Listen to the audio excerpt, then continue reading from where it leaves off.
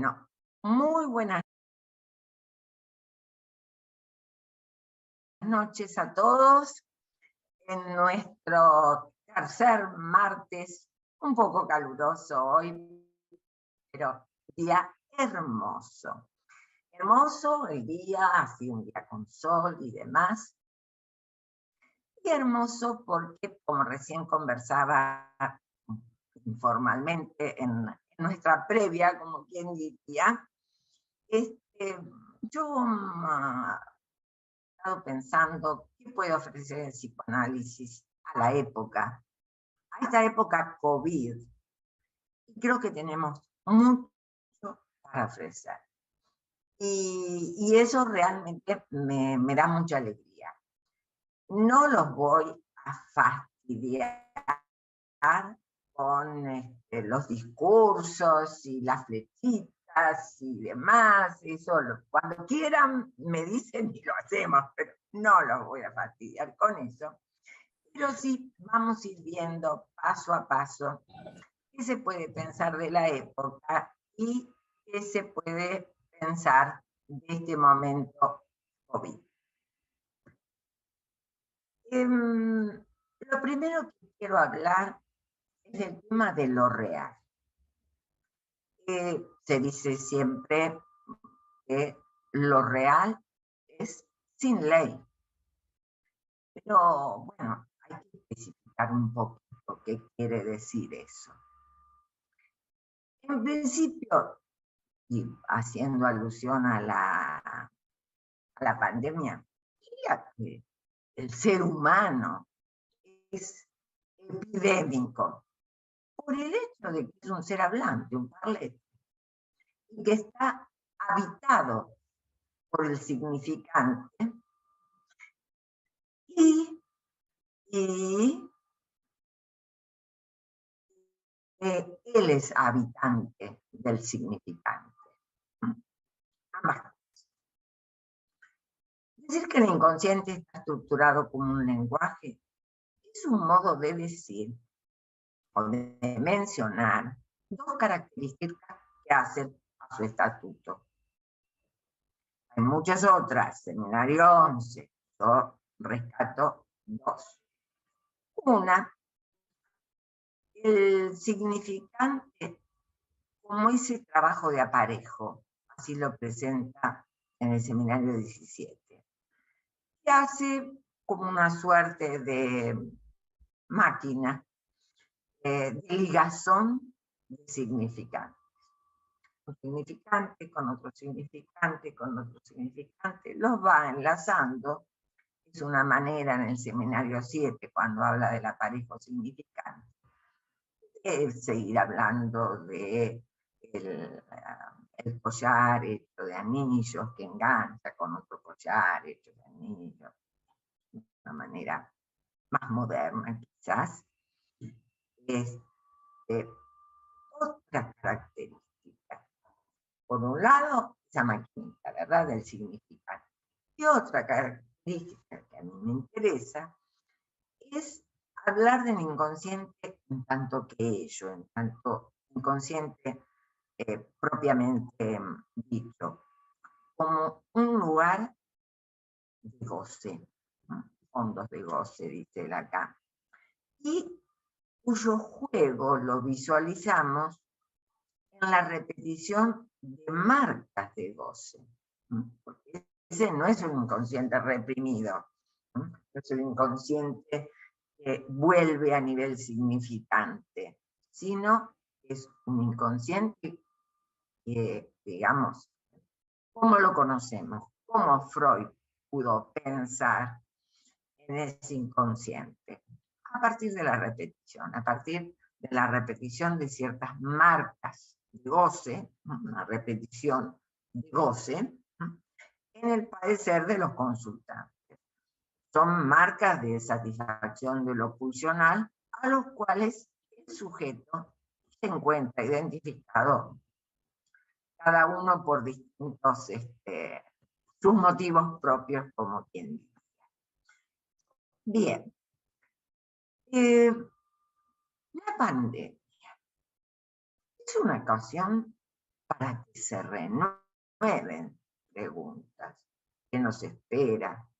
¿Acaso antes sabíamos lo que podíamos esperar y ahora no? Considero que esas preguntas están en la base de todo ser hablante. Son correlativas con el modo de interrogarse ¿quién soy? El destino del ser humano se forma en torno a esa incertidumbre. La incertidumbre de lo que yo llamo lo femenino y la incertidumbre respecto de la muerte. Y a los diversos inventos que realiza cada humano para salir de esa incertidumbre. Y también a lo que no puede inventar. Hay cosas que puede inventar para taponar ese no saber sobre lo femenino y la muerte, y hay cosas que no puede. A ese espacio de lo indecible, a lo que pesquisó Diana Castro Sotelo en el entre, ¿no?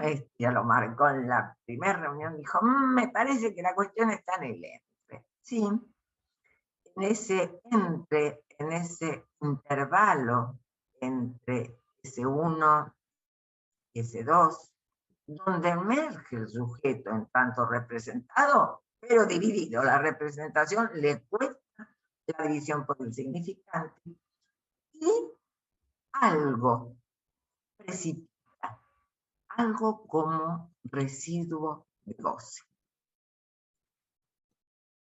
Digamos que, bueno, es un panorama muy breve y reducido el que he presentado recién. En la actualidad, entramados en el discurso capitalista, ya saben ustedes que no me gusta decir discurso capitalista porque no es discurso, es una gestión, pero bueno, llamémosle así, ya saben, acá mismo ha dicho que la gestión capitalista no cumple con las condiciones de un discurso. Estamos entramados y entrampados en ese discurso. ¿Qué es lo que implica ese discurso? La manipulación del valor de verdad. Frente a la emergencia del coronavirus, cabe pensar, interrogar, ¿qué grietas y qué posturas del mundo se distinguen frágiles con la intrusión de un real que no cesa de escribirse? Hasta hace muy poco tiempo permanecíamos en una zona intermedia entre la incrédula fascinación, recuerdan que siempre yo hablo de el sujeto percipiens, producto de la gestión capitalista, ¿no? Entonces, hay cierta fascinación, me permití llamarle incrédula, ¿no? No sé si esa fascinación propicia totalmente una creencia absoluta. Porque como el valor de verdad cambia. Entonces estamos en esa zona intermedia entre la incrédula fascinación y la angustia. Por ejemplo, no sé, la angustia frente a los episodios de esa serie Black Mirror, narra cómo el capitalismo y la ciencia avanzan y pretenden incidir a pleno. Es que la ciencia se vislumbra queriendo avanzar en vía de taponar y de reducir, digamos, lo incalculable a cero. No está mal que así sea. Estos son los avances de la ciencia, hoy mismo lo ha pensado y ha dicho que el psicoanálisis tiene que saber soportar como soporta la ciencia lo que no puede calcular para poder avanzar. Ahora, claro, poner y reducir todo a cero lo incalculable de la vida, y nos podemos convertir en un hombre máquina. Bien, lo peor del caso es que, digamos, la ciencia aplicada a la salud ejerce un imperativo que dice vive, lo que también es decir goza, que es el imperativo máximo del sistema capitalista. Y todos sabemos que un imperativo es terriblemente destructivo. El imperativo va de la mano del super yo, ese imperativo habla por el super yo, etcétera, etcétera. Que dan resultados, por supuesto. Llame ya, llame ya, llame ya. Si se sigue usando es porque la gente obedece. Ahora, sin embargo, hoy, con la pandemia, seguimos asistiendo a lo que podríamos llamar un acontecimiento imprevisto. A ver, los efectos de propagación global es muy, ¿cómo les podría decir?, devastador para ese ideal de la ciencia, ¿no? Que quiere intentar reducir todo lo real a lo simbólico. Hay algo que se le escapa, no puede. Por un lado, es una aspiración noble que tiene la ciencia, por ejemplo, como hablábamos antes, bueno, va produciendo vacunas. Por el otro, siempre ese intento de la ciencia de reducir todo real es un intento fallido, pues no todo se puede reducir a lo simbólico. Estamos recibiendo estos días, uno por uno, los efectos más brutales de un acontecimiento que es y seguirá siendo paradigma de lo real del siglo XXI. ¿De qué real se trata?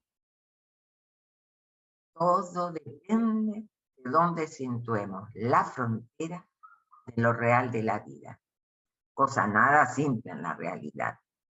Lo que sí sabemos, a ciencia cierta, es que es un virus que se transmite y replica con leyes muy precisas. Ese es el real de la ciencia, que sigue una ley de la naturaleza. Galileo había dicho que la naturaleza se escribía con un lenguaje matemático. Les comento que estuve leyendo un trabajo de Miquel Basol, lo que hoy se llama La ley de la naturaleza y lo real. Realmente, bueno, me gustó muchísimo, más allá del cariño personal que le tengo. Y, bueno, incide mucho en lo que estoy comentando en este sentido.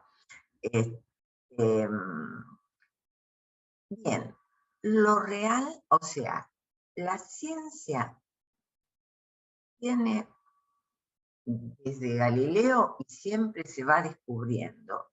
Ese real de la ciencia es matemático.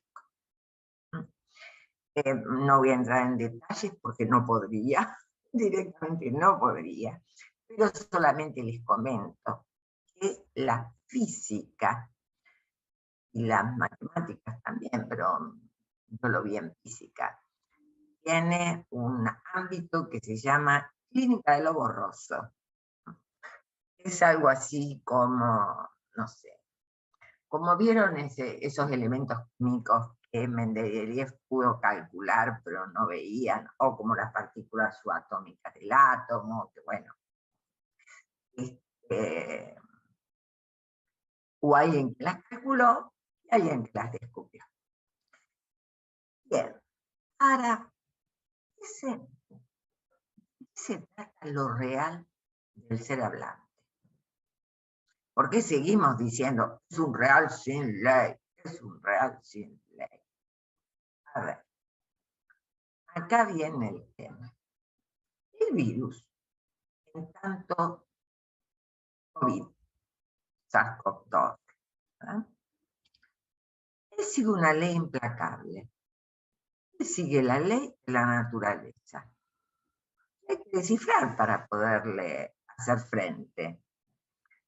Pero ya sabemos cómo se replican, etcétera, etcétera. Por eso mismo, a ver, no sé, la otra vez yo les hablaba y les pasé un escrito en donde hablo de la película Los Mutantes. A ver, son mutaciones que siguen determinada ley. O sea, la ley de la naturaleza es previsible, aunque pasen estas cosas. Lo real del psicoanálisis, ese real sin ley, no es previsible. Esa es la tarea del psicoanálisis. Y allí entonces podríamos situar al deseo del analista como el reverso del real, el acontecimiento imprevisto, digamos como el reverso de la ciencia. El deseo del analista siempre tiene una incidencia singular. Cabe la pregunta, ¿el tratamiento psicoanalítico posibilitará una intervención a tiempo respecto de los atrapados en el discurso capitalista? A ver, les comento, los últimos años, no solamente la época COVID, los últimos años, desde el 2000 en adelante, he asistido a pacientes que de entrada no he podido diagnosticar y que a lo largo de un análisis organizaron un fantasma y ahí se pudo decir, bueno, es una histeria, es una obsesión. Bien, pensemos, este virus real que amenaza la salud, la vida, sin duda afecta la subjetividad. Da cuenta de una tanatopolítica que gobierna los cuerpos, en tanto la vulnerabilidad frente a este virus, creo que será, o que es, no que será, que es uno de los nombres de la castración y de lo no gobernable. Posiblemente algo cambie. La solidaridad entre los hombres, no creo. Siempre la pulsión de muerte será primaria. Por ende, la pulsión homicida primordial estará siempre en función. Pero quizás, prudentemente, se puede pensar que esta experiencia de castración en algunos sujetos puede inscribirse.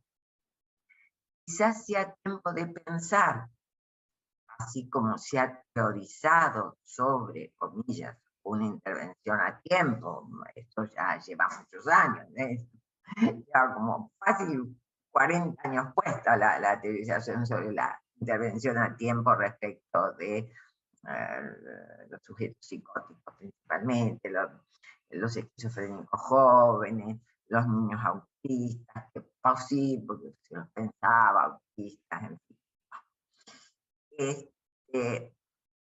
digo, quizás se pueda pensar una intervención a tiempo, que pueda abrirse un tiempo de inscripción y que algo vacile respecto de ese modo de rechazo al inconsciente que organiza las subjetividades contemporáneas. Pensando en ese otro que organiza las subjetividades, encontramos en Freud referencias tales como Totem y Tabú, Maya, el principio del placer, malestar en la cultura, etcétera, etcétera, etcétera, etcétera, ¿verdad? Y nos acercan a lo social funcionando como gran otro, como alteridad constituida por el universo simbólico, a la cual y en la cual se enlazan los síntomas. El sujeto toma ese gran otro, sus identificaciones, sus ideales, sus significantes, así como los estilos de gozar. Y esos estilos de gozar, digamos, todo esto, ¿no? Las identificaciones, los ideales, todo ese paquete que se toma del gran otro, para que nuestra existencia no sea una mera existencia, sea nada más que un cacho de carne.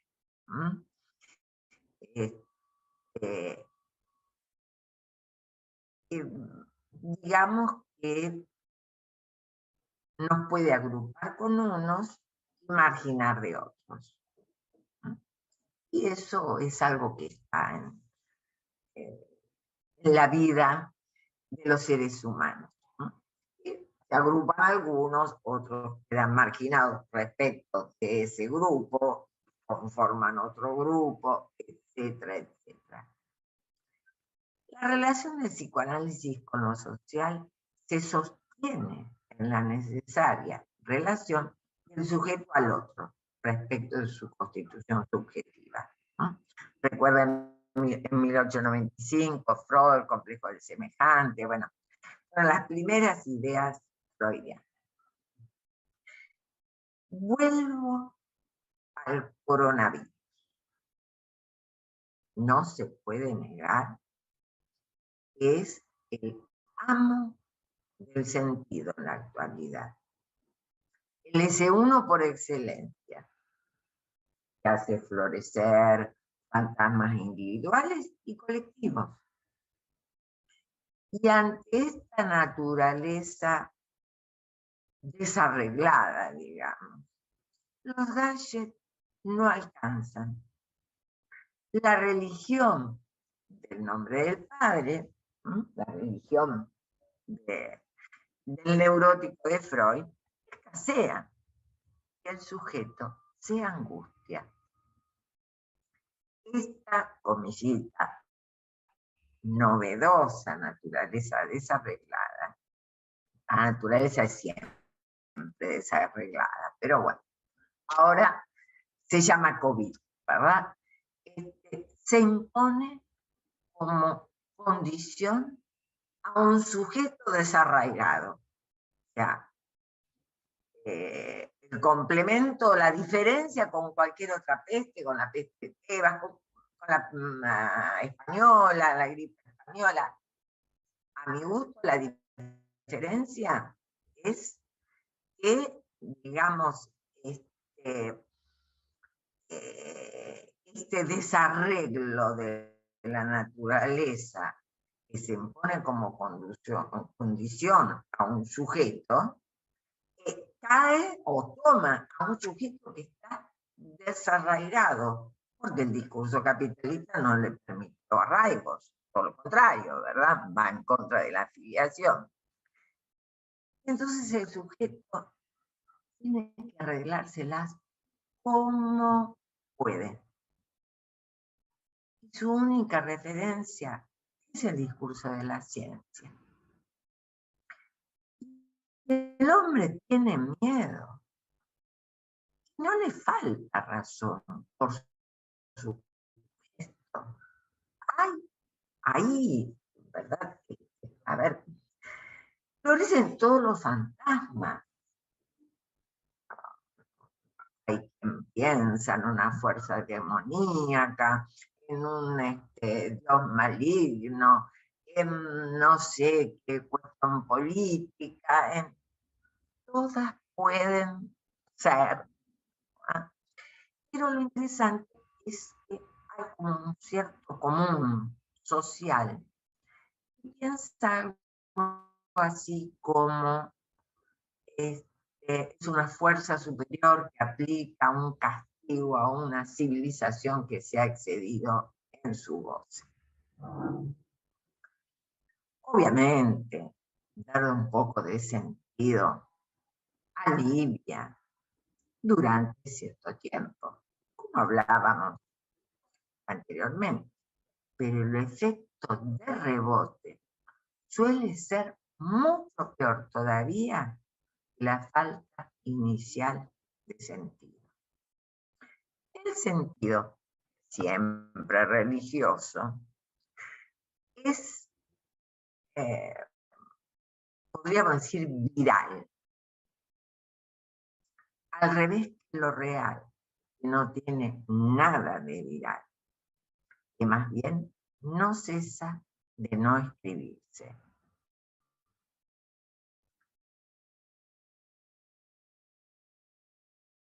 A ver, tenemos entonces,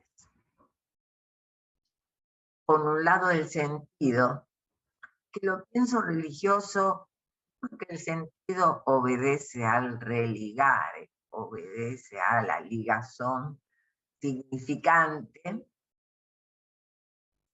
y a la cadena significante y a un armado de sentido.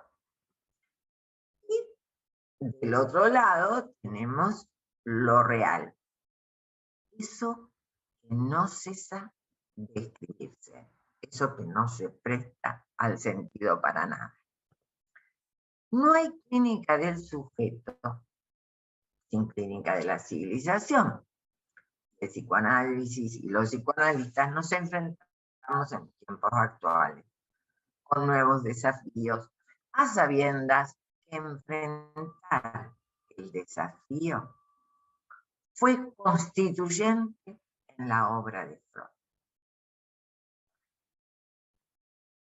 La clínica nos ha mostrado que el desarraigo tiene un correlato, lo que se podría llamar malvivir, o un vivir frenético, ansiógeno, pero que en el fondo sabemos que se trata de vacío y miedo. Y esto hasta, digamos, dicho por los que se dedican a la psicología fenomenológica, cognitivista, existencial, etcétera, etcétera. Una de las cuestiones en nuestro oficio nos ha llevado, o estas cuestiones, nos han llevado a diferenciar lo que podríamos llamar la clínica de la urgencia. Ahora bien, yo diría que el analista tiene que poder diferenciar entre lo que sería una urgencia generalizable, entre comillas, y una urgencia subjetiva. Hoy estamos todos en una urgencia generalizada, ¿no? El fuego se extiende, se extiende, no lo podemos extinguir, etcétera, etcétera. Bueno, digamos, hay un ambiente de ansiedad, de miedo, de sentimiento de riesgo inminente, no sabemos si el de al lado nos puede contagiar o no. Hay una pérdida de homeostasis en cada uno, de la vida que tenía. Cada uno en su vida arma una suerte de homeostasis, ¿verdad? Y bien, la hemos perdido.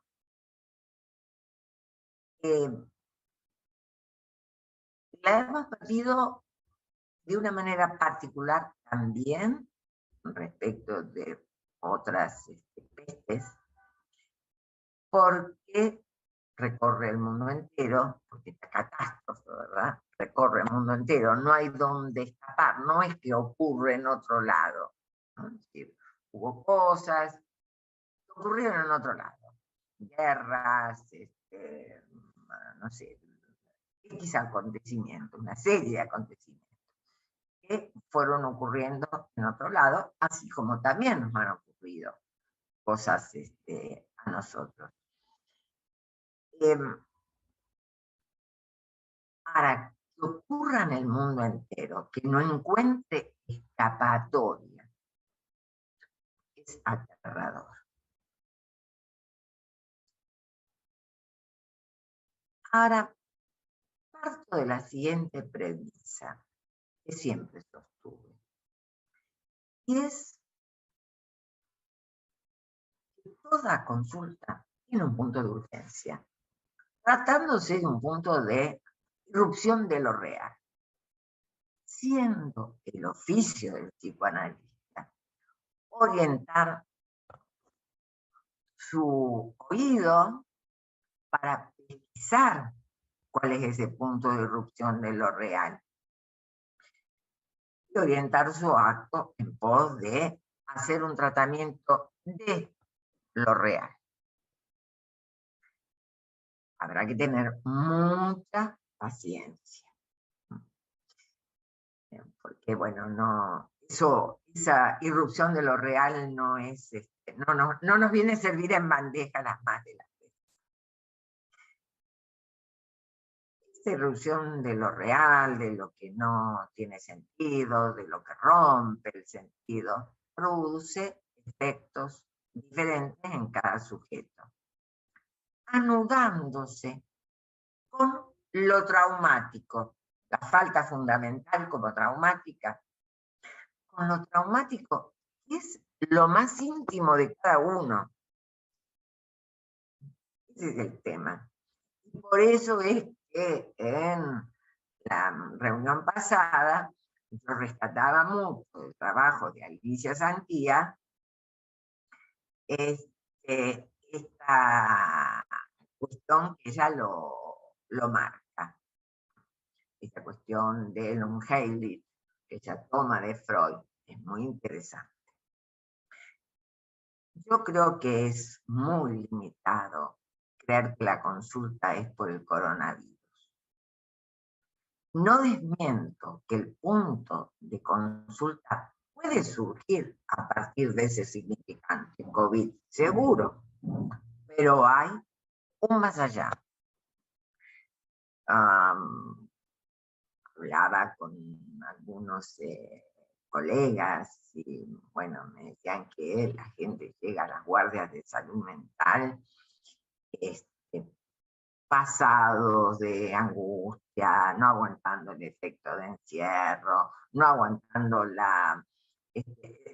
muy particular, no aguantando el agobio que le produce la convivencia forzada, pero del otro lado tampoco aguantando la proximidad, cuando sale a la calle, digamos, la proximidad del vecino, como decía, el aburrimiento, la violencia, bueno, etcétera. También me comentaban de los que llegan a las guardias clínicas intoxicados con lavandina, bueno, etcétera, etcétera, etcétera. Hay gente que se ha puesto tanta cantidad, es decir, la lavandina entra por la piel. Nuestra piel absorbe. Si ponemos un mal medicamento en la piel nos va a dañar, y si ponemos exceso de lavandina o de alcohol también va a dañar. Ahora bien, esas son emergencias, urgencias, digamos, de la salud. Pero ¿qué implica la urgencia para el psicoanálisis? En mi modo de pensar, la urgencia implica una ruptura de la cadena significante. Algo que estaba enlazado y de repente el sujeto no sabe por qué y se encuentra con con que su modo de dar respuesta a su ser, que tenía que ver con algún enlace, con alguna cadena significante, de golpe se ha roto. El encuentro con algo que rompe dicho enlace, para los psicoanalistas, es un encuentro con lo real. Esta ruptura produce como efecto un gran colapso temporal. Un gran colapso temporal entre el instante de ver y el momento de concluir. Pues la articulación simbólico-imaginaria para sostener el real no intermedia para posibilitar el tiempo de comprender. Para habilitar ese tiempo de comprender, tiene que haber una articulación simbólico-imaginaria que sostiene lo real pero si se rompe una cadena, un enlace significante, como, bueno, los que trabajan en psicosis saben muy bien a dónde no hay que apuntar porque el pasaje al acto es seguro. Y ese enlace significante que no se pudo producir, no es que se ha roto, no se pudo producir. Bien, a ver. En muchas ocasiones, cuando sucede esta ruptura, desenlace significante que da sentido, etcétera, etcétera, bueno, hay pasajes al acto, hay acting out, etc. Insisto, cada sujeto se arregla como puede. Y en este sentido, podemos, siguiendo a Lacan, leer en el final del escrito El tiempo lógico y acerto de la certidumbre anticipada, se refiere respecto del acerto, está, es al final del escrito. Está hablando de algo así como de la estructura del silogismo, y que esa estructura está hablando, yo soy un hombre, etcétera, lo que es un hombre, lo que no es un hombre, bla, bla, bla. Dice, movimiento que da la forma lógica de toda asimilación humana, en cuanto precisamente se plantea como asimiladora de una barbarie. Sin embargo, reserva la determinación esencial del yo ye, en tanto que ye. ¡Wow! La asimilación de una barbarie terrible. Y después en la letra chica dice, el lector que prosiga en este volumen regrese a esta referencia a lo colectivo, que es el final de este artículo, para situar, gracias a ella, lo que Freud ha producido bajo el registro de la psicología colectiva. Y utiliza el título, en el título de Psicología de las Masas, utiliza el MASEN.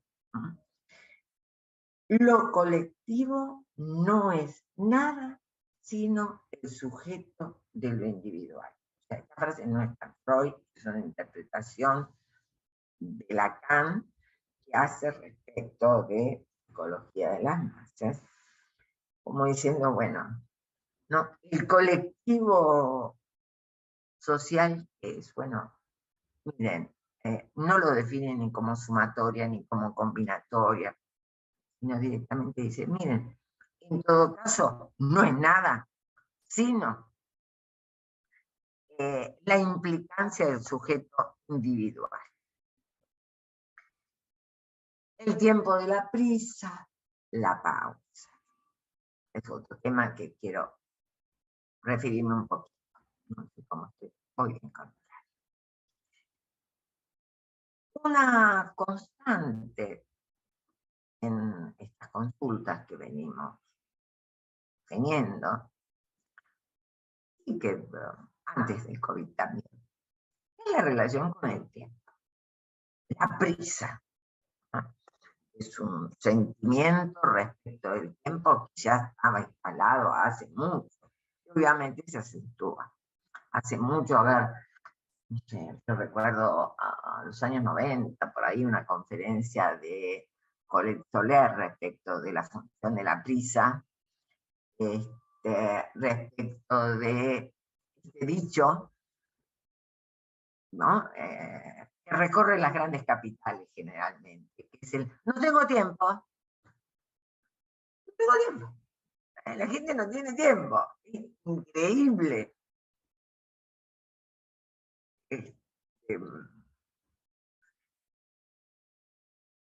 Obviamente se acentúa.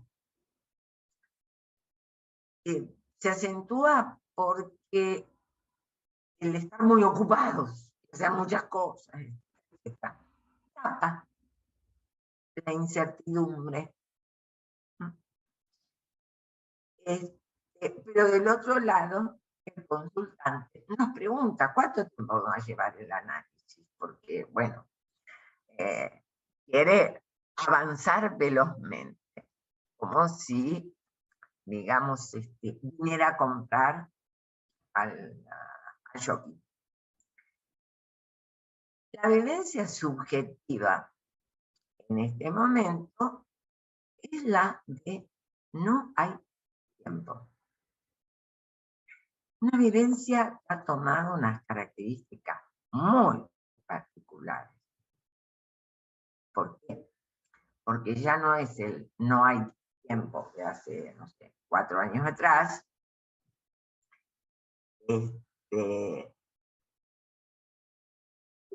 No tengo tiempo porque me llené de cosas para hacer, sino que es un no hay tiempo. Porque por debajo está, no sé si mañana estoy vivo, no sé si me contagié el COVID,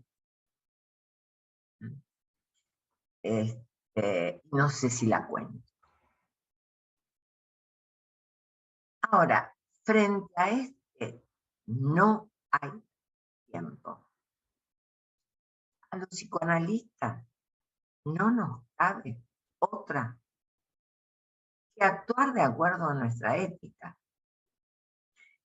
Y desde ella y desde el deseo del analista, intervenir en el sentido de introducir, según las características de cada caso, por supuesto, un paréntesis, un tiempo lógico en el que se despliegue un relato, produciendo un efecto de subjetivación.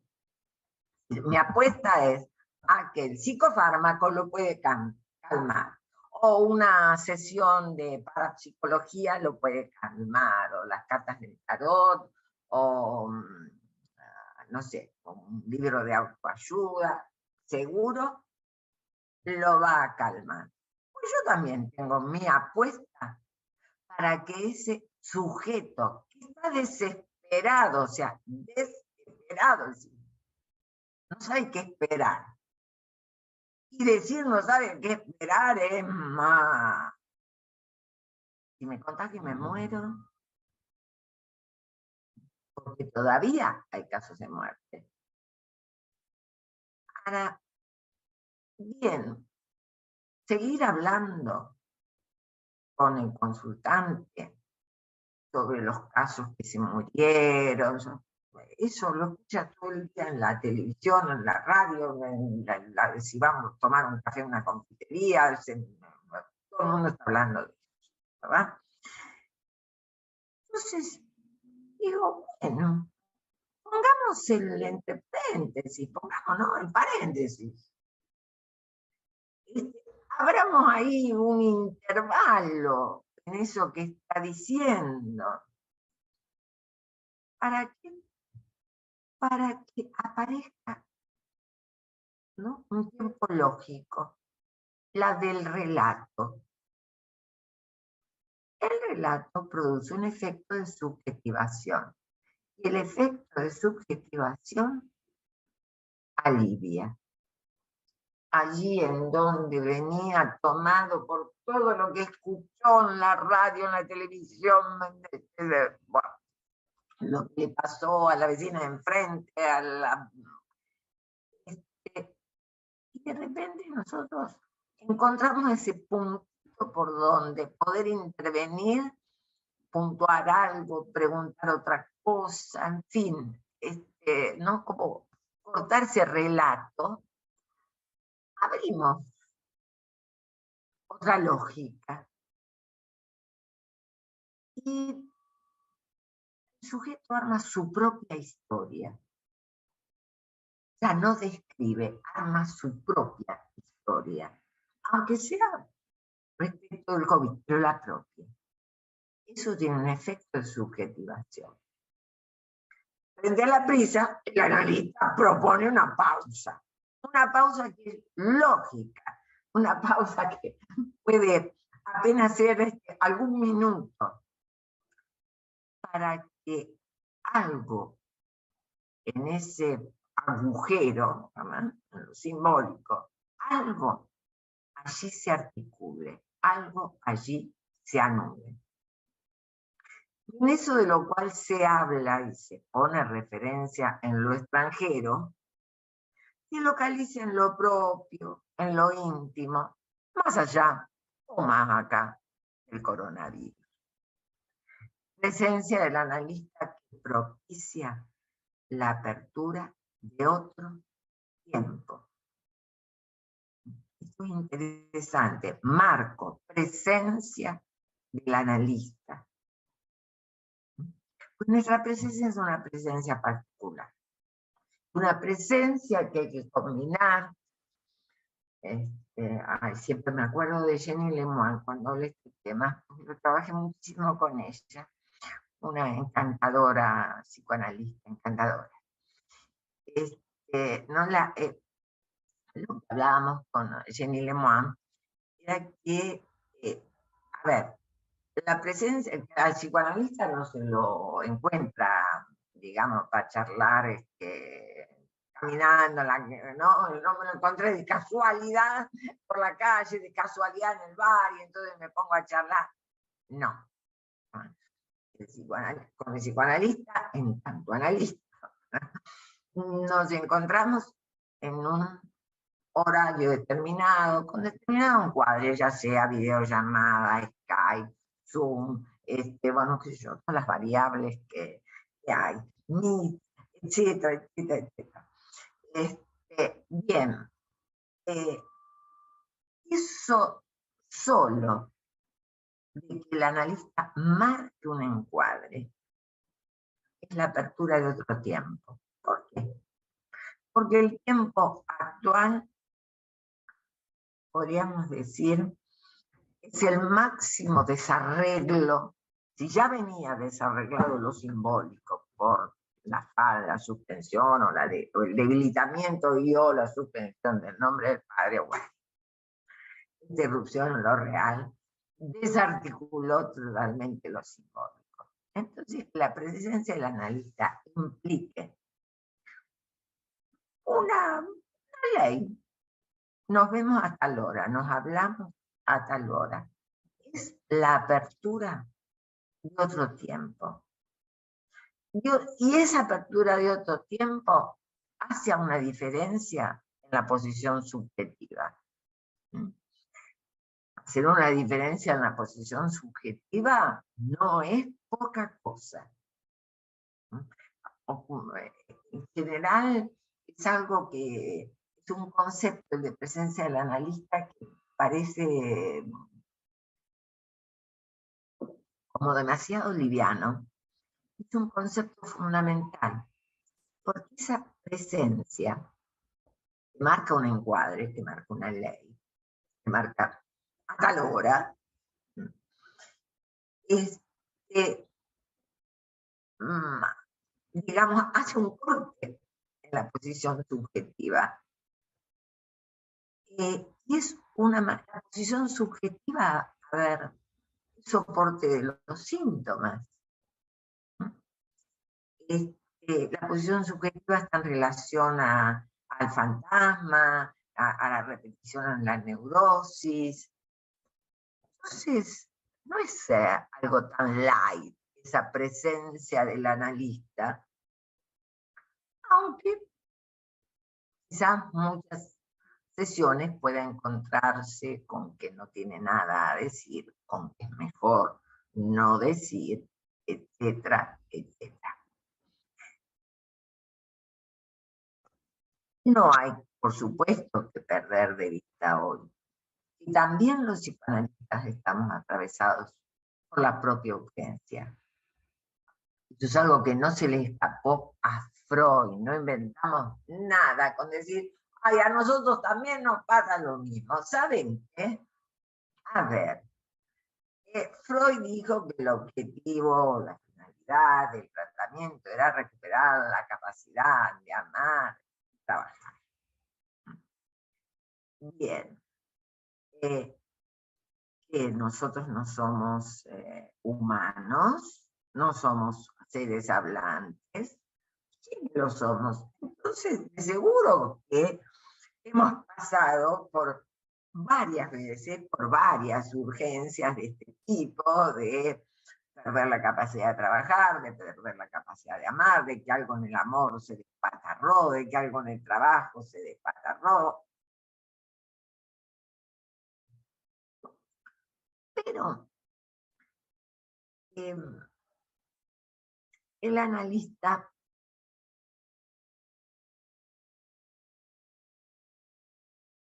puede encontrar, o debe encontrar, no puede, en ese sentido, debe encontrar su punto debe ser, un punto de deseo del analista, su punto en donde lo que hay en el corazón de su ser, que es yo soy, yo soy, yo soy, yo soy,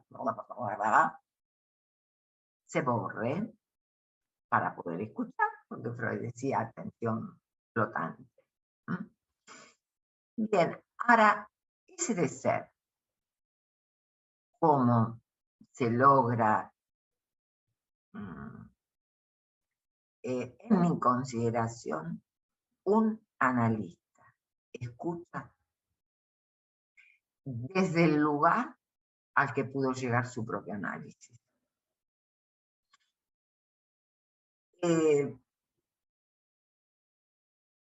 Y si su análisis llegó a buen puerto, tiene la posibilidad, ha pasado, no que tiene, ha pasado por la experiencia de saber que del ser nada se tiene.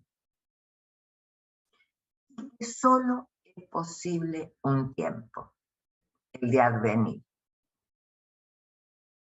Ese es el capital que tiene un analista. Ese capital lo pone como garantía, así como cuando, no sé, alguien nos pide, nuestros hijos, lo que sea, nos piden una garantía para hacer determinada gestión, sacar un préstamo, etc. ¿No? El analista es garante. Todo ese capital lo pone al servicio de que el analizante haga su propia experiencia, haga su trabajo de perder fantasmagorías del ser para lograr este tiempo de advenir. Algo más sobre lo real y el tiempo. No quiero que me quede por ahí perdido. Y aquí en esto también digo, me inspiro en Miquel Basot. A ver, la experiencia de estos días puede darnos un testimonio inédito, como dije antes, por su globalización. Y lo real tiene distintas formas de registrarse. Podemos hablar de lo real del tiempo. Es un tiempo no simbolizable, no representable cronológicamente, se nos escapó de poder representarlo cronológicamente, pero que marca el tiempo de una enfermedad. Ya no importa ayer, hoy, mañana, ¿no? Es decir, marca el tiempo de una enfermedad. Es uno de los rasgos que lo hace más difícil de tratar. Por ejemplo, alguien puede contagiarse en silencio, en ausencia de síntomas médicos observables.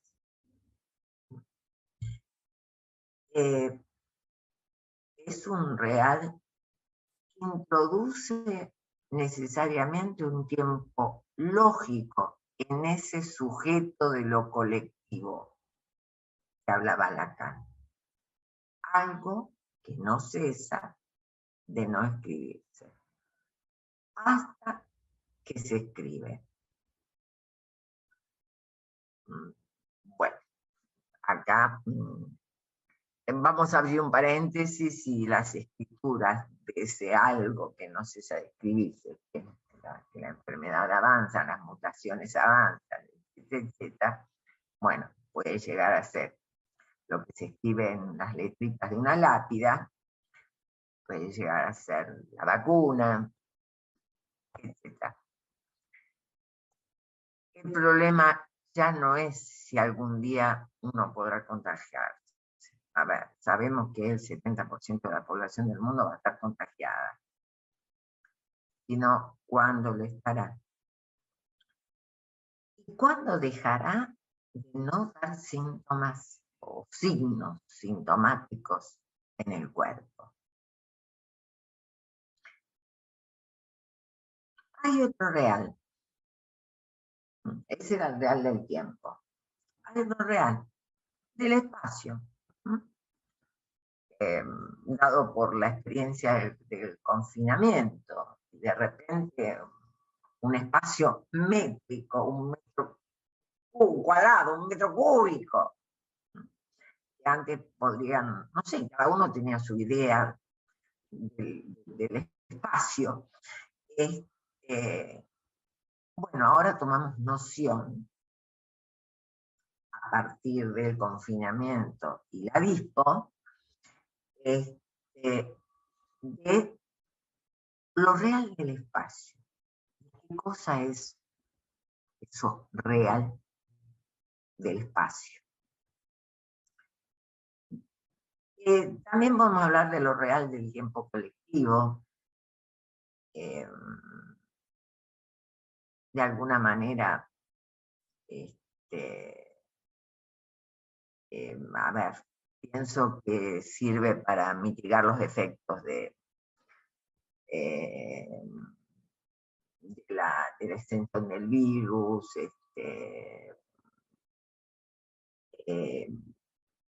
a ver, el pánico colectivo de hoy, no, por ejemplo, actualmente, o de entrada, yo diría, en nuestro país al menos, fue distinto que en Italia, por ejemplo. En nuestro país, el tiempo colectivo estuvo tomado por favor, no se enfermen todos a la vez. Bien. Ahora, estos modos de presentarse el tiempo y lo real es traumático, pero para cada uno. Es decir, hará una inserción traumática para cada uno. Ahora bien, hay algo con lo cual nos vemos. al máximo. Y es lo real de tener un cuerpo y algo sumamente específico de un ser humano. Quizás ahora se ve un poco más. Es lo real de la soledad del hablante ser. He hablado muchas veces de la irremediable soledad. Podríamos decir entonces que el pasado febrero 2020 marcará un antes y un después. Sí, sí. Nada va a ser igual. ¿Podremos capitalizar el saldo de saber como sociedad? ¿Seremos capaces de entender que nuestro malestar, nuestro bienestar individual no es sin los otros? Perdón el fallido, ya me descubrieron. Y para atravesar la puerta que conduce a la libertad, como los prisioneros de Lacan, es necesario la consideración y el movimiento de los otros. Vuelvo a recordar la cita de Lacan. Lo colectivo no es nada, sino el sujeto de lo individual. Ese sujeto de lo individual, ya visto por Hobbes o por Plutarco, etc. Por Lacan, hablando de la pulsión homicida primordial. La experiencia analítica posibilita uno por uno saber de aquello que nos es más propio, más oscuro, más inconfesable, el goce, con el desafío de darle un tratamiento para hacer posible una vida sin padecimiento en exceso. Seminario 11 de Lacan. Y creo que esa concepción de que el tratamiento se oriente a que no haya padecimiento en exceso, no lo perdió hasta sus últimos momentos. Hoy trabajamos en las trincheras de la pandemia. Y pasada la misma, seguiremos, o el psicoanálisis seguirá, leyendo el texto que quede entre las ruinas, alojando una y otra vez lo que no anda de cada quien, posibilitando abrir el espacio deseante. Yo creo que, a ver, esto va a dejar marcas simbólicas, va a dejar relatos, así como los relatos de, bueno, en el caso mío, de mis abuelos, que vinieron de Italia, etcétera, y bueno, pasaron pésimo, ¿no? Bueno, digamos, van a quedar determinadas ruinas que van a ser emblemáticas y que se van a ir alojando y quizás vayan surgiendo cada vez que algo no anda. Y ahí está el trabajo del análisis. En cada caso, la ley de la naturaleza y lo real del goce parecen ser el anverso y el reverso de un mismo hecho traumático para el sujeto de nuestro tiempo. En el transcurso del trabajo con el analista, la apuesta es a que el sujeto los distinga, se distinga.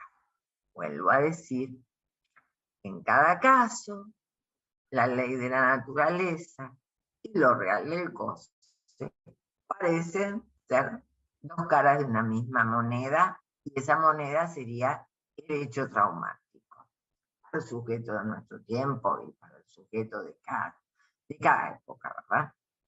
Lo importante es que en el transcurso de un trabajo analítico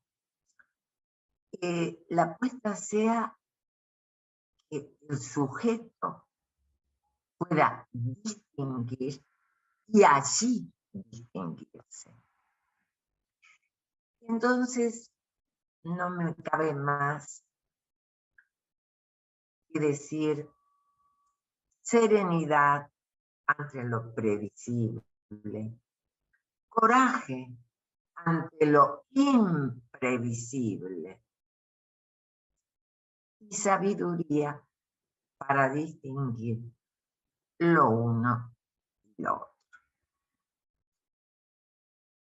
Respiro, tomo agua y les paso el bochín.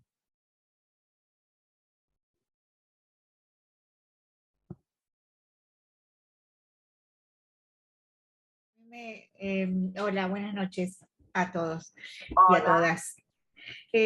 A mí me interesa, me quedo dando vueltas, digo, nos hace falta tiempo, digo, para pensar un poco lo que dijiste, Amelia, pero me interesa pensar el tiempo y la pausa, porque, ¿no? A ver, ahí actuó, fíjate vos, de un lado, la pausa a nivel técnico, en el sentido de técnico, de encuadre, de, bueno, vas a escribir cuando me necesites, escribís, entonces arreglamos a qué hora te llamo, bien. Este, es la presencia del analista poniendo play. O sea, no es ingenuo eso.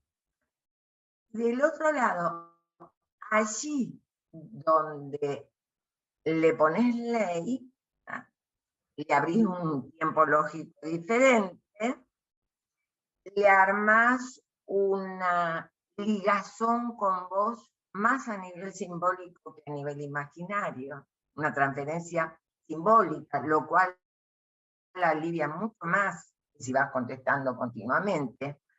Por supuesto, hay un momento que hay que sostener la transferencia imaginaria y por ahí no quedaba otra más que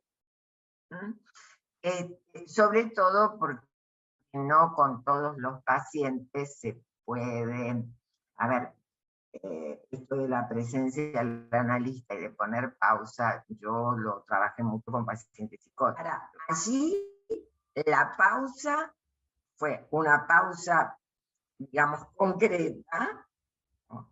Y una pausa real y una pausa simbólica. O sea, pudiste hacer ese enlace y me parece, pero sumamente importante. Por algo puede estar en Bariloche de vacaciones tranquila, porque ha hecho una transferencia simbólica al trabajo analítico.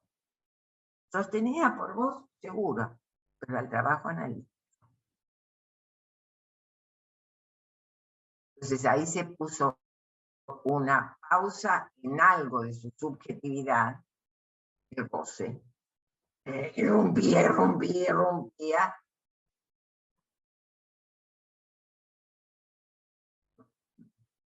Y a veces toma el cuerpo, hay pacientes que te llaman que no puedo dejar de temblar, no puedo el hormigueo, bueno, determinadas sintomatologías en el cuerpo.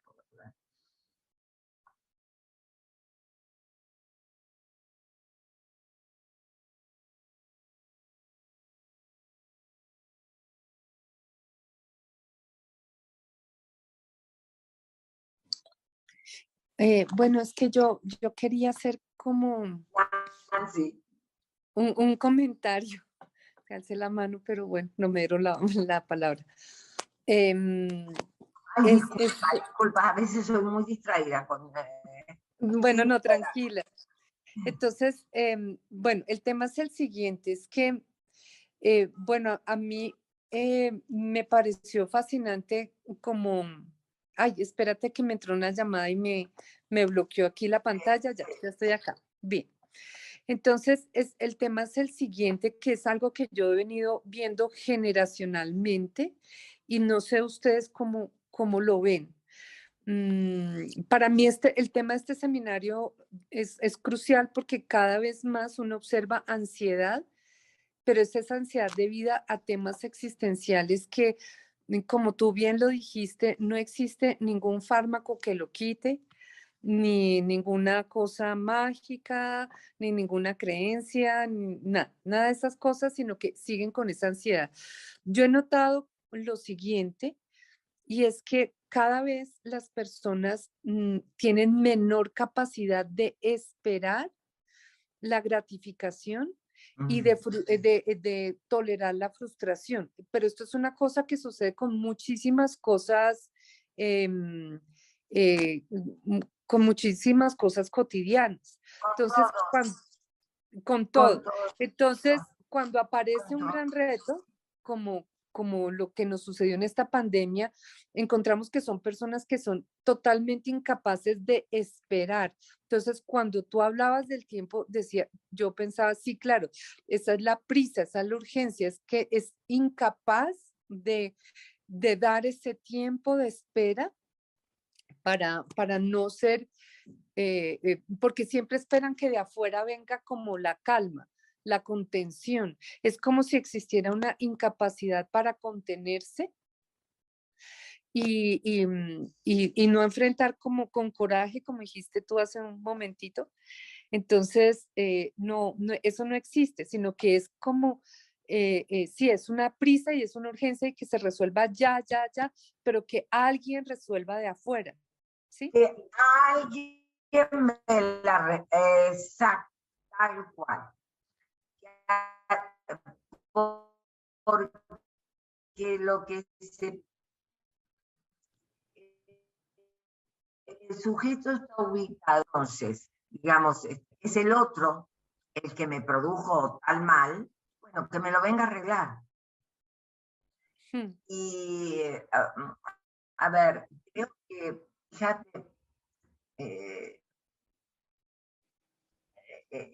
entre los comentarios y bueno, los personajes que a veces conozco a través de los analizantes, porque uno va conociendo personajes a través de los analizantes, este, digo, hay quien pudo reinventarse con la pandemia, quien pudo tomarse la pausa,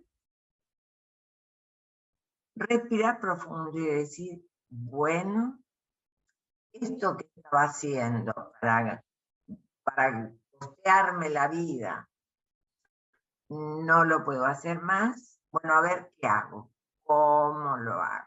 No solamente nosotros hemos salido a trabajar a través de una pantalla, ¿verdad? Bien. Y había gente que no hacía telemarketing, nada por el estilo.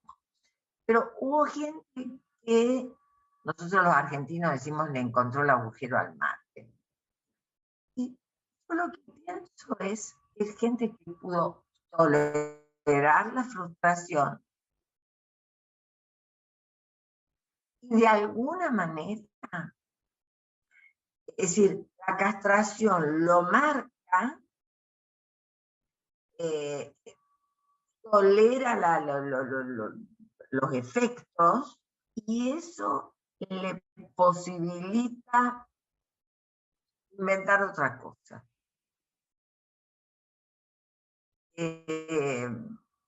Acá me imagino en todo el mundo igual. En Argentina cualquier cantidad de gente la echaron de sus trabajos, por más que esté mal con la ley, etcétera, etcétera, los empresarios dicen, bueno, un juicio laboral veremos cuándo. Ahora resuelvo mi problema, dentro de 5 años veremos qué pasa con el juicio laboral. Ahora yo no pago más un sueldo, no pago las cargas sociales que es muy caro en Argentina, bueno, todas esas cosas. Hubo gente que se quedó costeando la vida magramente de una ayuda social que da el Estado, y hubo gente que se reinventó en tareas que jamás hubiera podido pensar que las iba a hacer. se inventó un trabajo. Es una manera de inventarse el ser. Y creo que lo mismo con el amor. Hubo quienes no pudieron soportar, hubo quienes sí, pero, digamos, pero entiendo que es que lo que ha predominado igualmente han sido menos los que han podido inventar. Lo que ha predominado es esta cuestión de esperar que desde afuera me lo arreglen y rápido, y rápido. Y hay a su vez poco, no en términos psicoanalíticos, porque fue en reunión de amigos, pero hablando de estas cosas que suceden, la pandemia y de lo que sucede, hablábamos de un joven que tiene poca capacidad de esfuerzo. Como nosotros decimos, quieren entrar en una empresa siendo gerentes. No, no. Vamos, bien.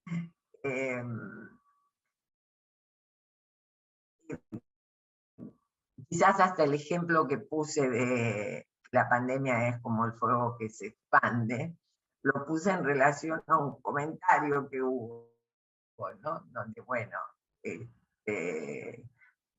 los dueños del campo que se quemaba salieron con los cortafuegos, es decir, ¿no? Y los demás miraban. Los pobladores que viven de ese campo, casi se incendia por entero, los que son argentinos conocen, es Paraguay. Paraguay es de las Marías, de la estancia de las Marías. Casi. Y, a ver, es un que se exporta. No solamente tenemos ganado, los argentinos, yerba mate, exportamos. Y la gente del pueblo que vive de las Marías se está mirando como sin capacidad de reacción. Pero bueno, porque están acostumbrados a tener casa, comida, a tener todo resuelto. Por un lado eso, por el otro lado, creo que el joven de hoy sí. No se da el tiempo para tener experiencia.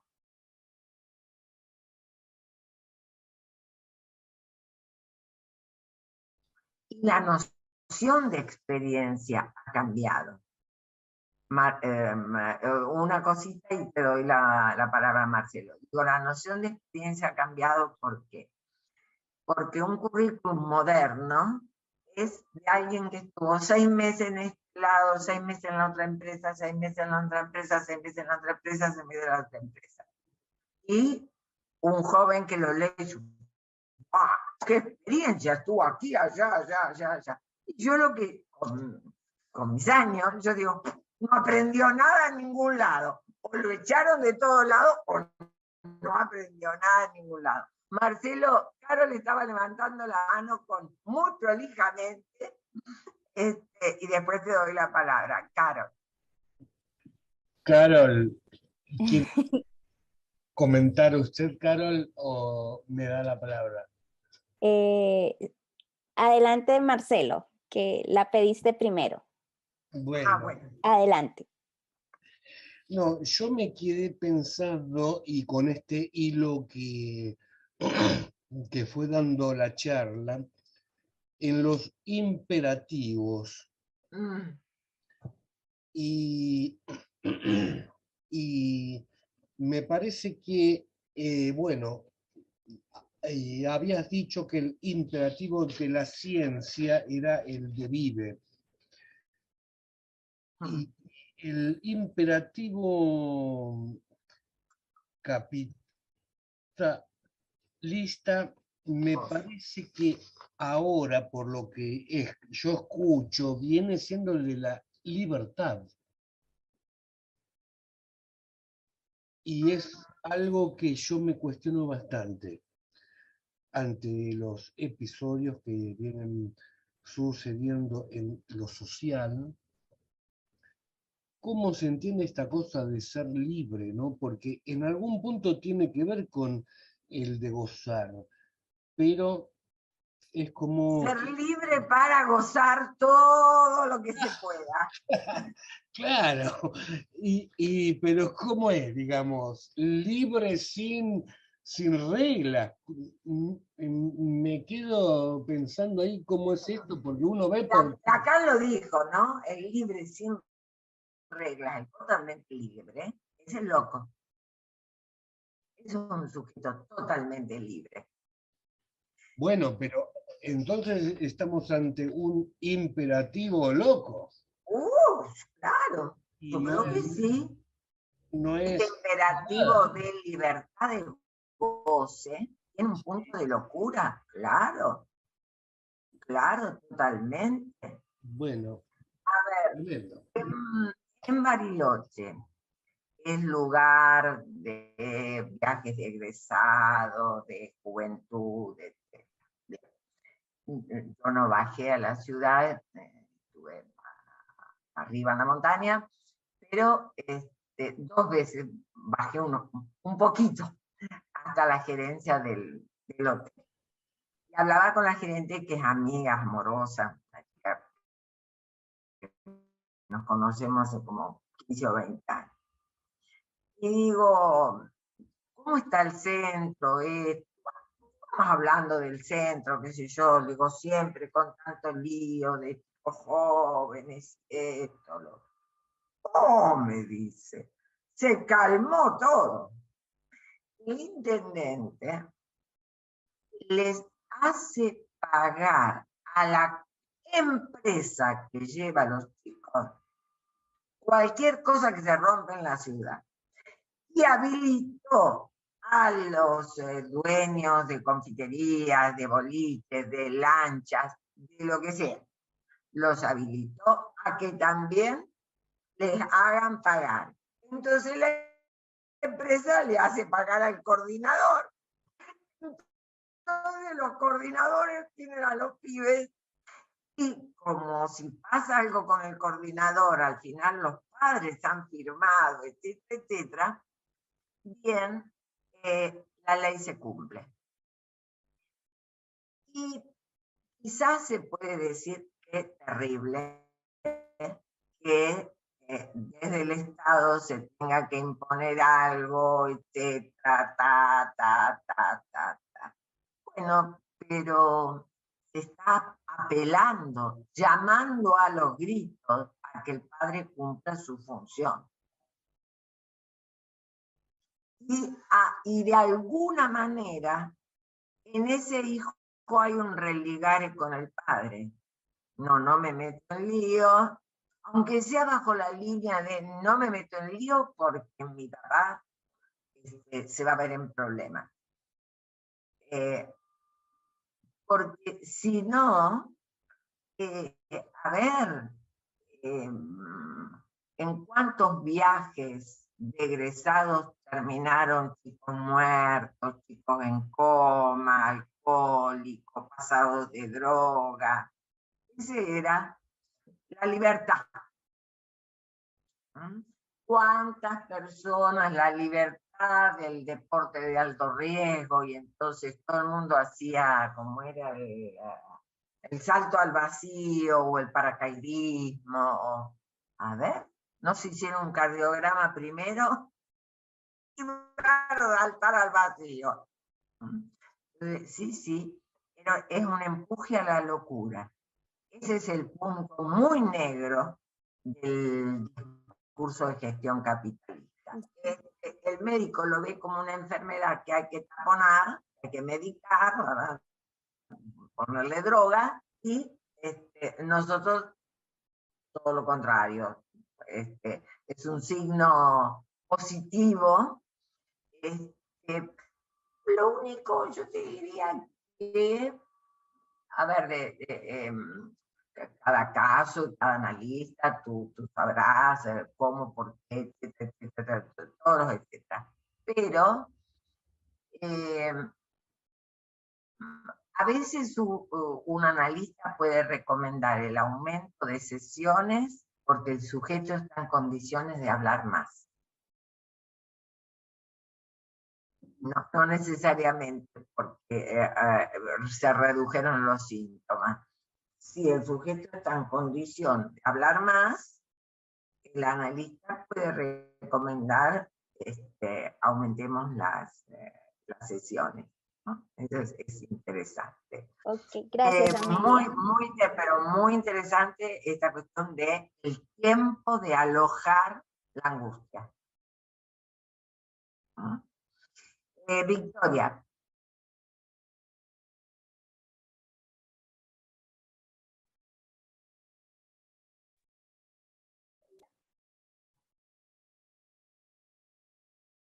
Desmuteate, Victoria, no se te escucha.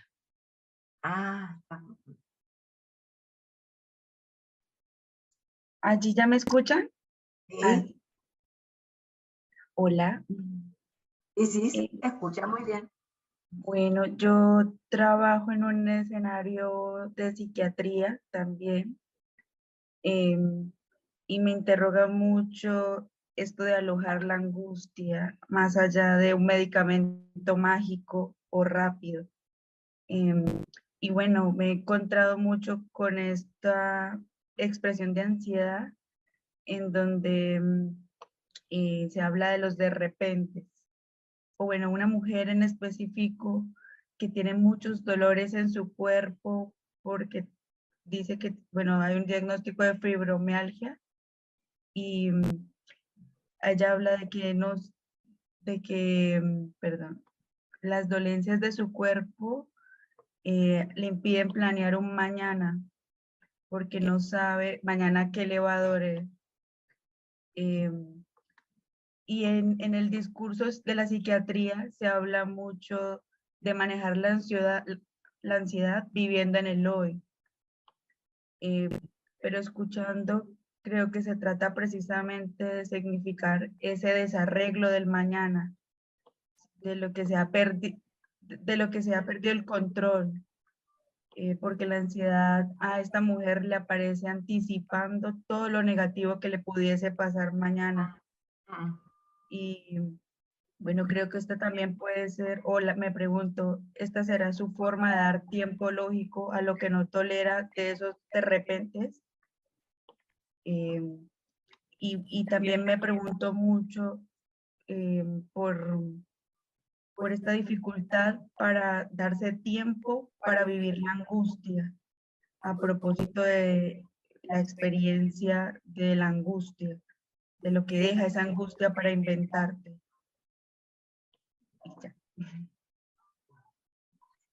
Y ya. A ver, creo que exista un espacio en donde alguien pueda decir que está angustiado y que el otro le diga sí.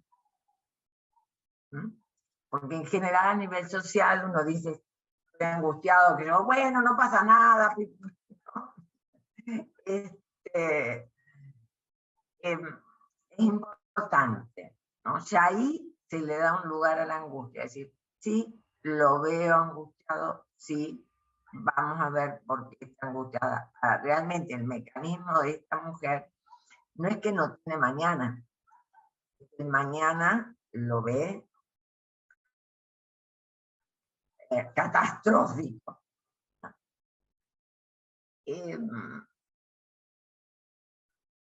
Pero ahí es un lindo tiempo para despacito, con preguntas, comenzar a decir, bueno, ¿y por qué pasaría esto? ¿Y por qué pasaría lo otro? Yo creo que este diagnóstico de fibromialgias, qué lástima que no está Tarcitano, que entiende del tema. A ver, si no son comprobadas, si no es comprobado una neuropatía haciendo el estudio de los ganglios raquídeos, no se puede dar un diagnóstico de fibromialgia, ¿no? Lo que pasa es que ese estudio de ganglios raquídeos es de mucha paciencia,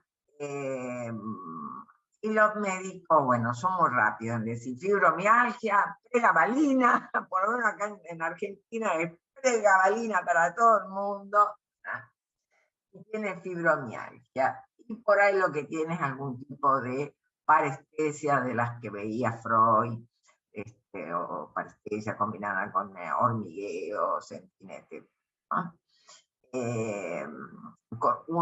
Obviamente, posiblemente tenga algo, digamos, su angustia, que le aumenta una serie de neurohormonas, bueno, todo lo que conoce Nancy, puede causarle algún problema en la transmisión nerviosa, algún problema en la mielinización, etcétera, etcétera, y tiene dolores en las terminaciones libres. Puede pasar, pero entonces ese es el problema y no un problema real de fibromialgia. Ya te digo, es un problema de ganglios raquídeos. Ahora, el alojar la angustia, a ver, tiene que ir acompañado por esta cuestión de irle preguntando, porque quizás una paciente así es difícil de hablar, ¿no? Quizás es una señora con unos años, pero si le vas preguntando y le vas preguntando, aunque sea haciéndole hablar de la pierna que le duele, y cuándo le dolió por la primera vez, y qué pasó ese día, y qué cosas puede hacer y qué cosas no puede hacer cuando le duele la pierna, y ahí te vas enterando de qué dejó de hacer. Y entonces vas como llevando una deriva calculada para, aunque sea, decirle, bueno, qué interesante sería poder hacer tal cosa, ¿no? Cuando ella hace la lista de todo lo que dejó de hacer, ¿no? O se me ocurre eso como, ¿no? Pero es, digamos, alojar la angustia es lograr que encuentre palabras que son angustiosas. Las palabras que sean. Porque algunos, digamos, yo siempre digo que algunos tienen la angustia puesta en el cuerpo. Y por eso hay que respetarles y hay que tener la paciencia de, bueno, hacer hablar al cuerpo. Que hable del cuerpo. Así va a ir hablando de otras cosas.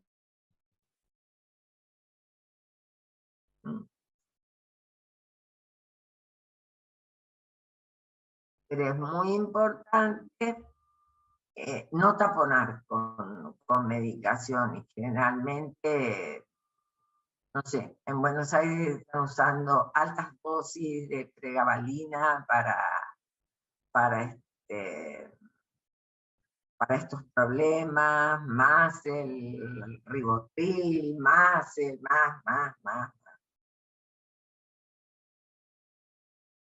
Lo hacemos dependiente de un químico que no le soluciona el problema. Eso es lo...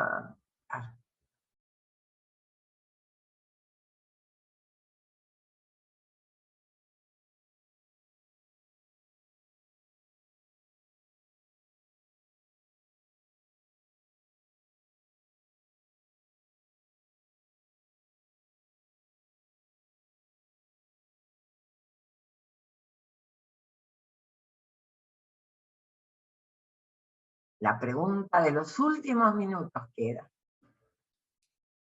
Perdón, Amelia, cuando hiciste mención a Galileo y a las matemáticas, nombraste a un autor y que habías leído. ¿Podrías repetir el nombre? Sí, Miquel Bassols. En el escrito está ahí, está el... sí. Me inspiré mucho, realmente, yo lo sigo a Miquel Bassols. Hemos compartido estancias de trabajo muy importantes, siendo jóvenes los dos, y hemos pensado juntos muchas cosas sobre la globalización y demás. Es uno de los que se ha dedicado al tema. Y encontré un trabajo muy lindo de él, que hace 2 o 3 años, cuando comenzó la pandemia. Se los mando en el escrito. Se los mando en el... Gracias.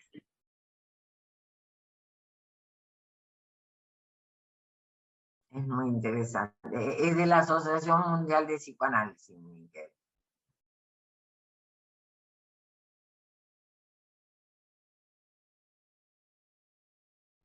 Si mal no recuerdo, nos conocimos en el Hospital Santa, por ahí.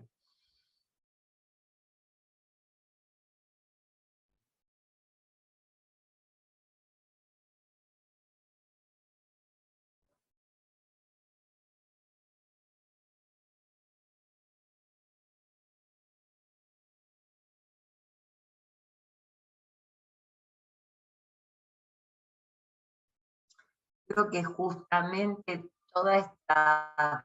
le diría que toda esta problemática que se me ocurrió a mí ponerla en taller de febrero, es lo que me fue inspirando para pensar para por lo menos marzo y abril, porque en 4 reuniones no lo vamos a sacar adelante.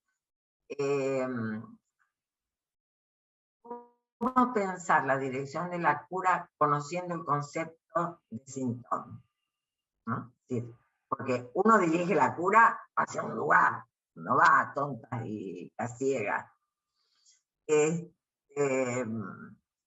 Entonces, bueno, en una época fue hacia la castración, en otra época fue a la travesía del fantasma, Lacan va dando sus vueltas, como lo ha hecho Freud, quizás tomando el guante que Freud dejó de la cuestión de análisis terminal e interminable.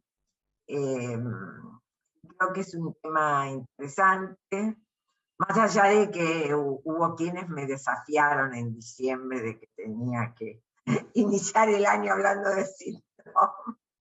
Se ríe por ahí, ¿eh? Se está riendo y lo vemos, lo vemos.